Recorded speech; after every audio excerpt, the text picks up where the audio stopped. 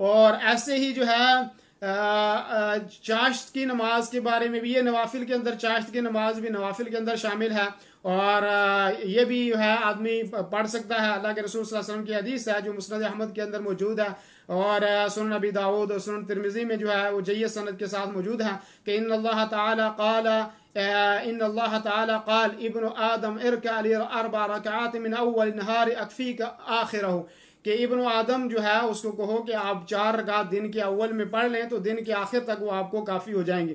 تو یہ جو چاشت کی نماز ہے، اشراق کی نماز ہے، اس کا اہتمام کرنا چاہیے۔ اور میں نے آپ کو یہ بھی کل بتایا تھا کہ چاشت کی نماز اور اشراق کی نماز یہ کوئی الگ الگ نماز نہیں ہے۔ اشراق اور چاشت جو ہیں وہ دونوں ایک ہی نماز ہے، اور اس کے نام الگ الگ ہیں۔ اگر آپ اشراق کے وقت اگر اس کو آپ پڑھو گے تو اس کو اشراق کہا جائے گا، اور اگر اس کو چاشت کے بعد پڑھو، چاشت کے وقت میں پڑھو گے تو اس کو چاشت کہا جائے گا۔ اور اس کی جو ہے کم سے کم 2 رکعت ہیں، زیادہ سے زیادہ آپ 4 رکعت پڑھیں، 6 رکعت پڑھیں، 8 رکعت پڑھیں، 10 رکعت آپ جو ہے وہ پڑھ سکتے ہیں، اس میں کوئی ممانعت۔ اور کب تک پڑھ سکتے ہیں آپ جو ہے ظہر کی اذان سے پہلے 10 منٹ 15 منٹ تک آپ جو ہے وہ پڑھ سکتے ہیں، اور پڑھنا چاہیے، اس میں کوئی ممانعت جو ہے نہیں۔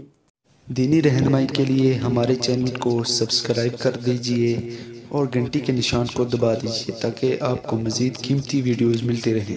جزاک اللہ خیر۔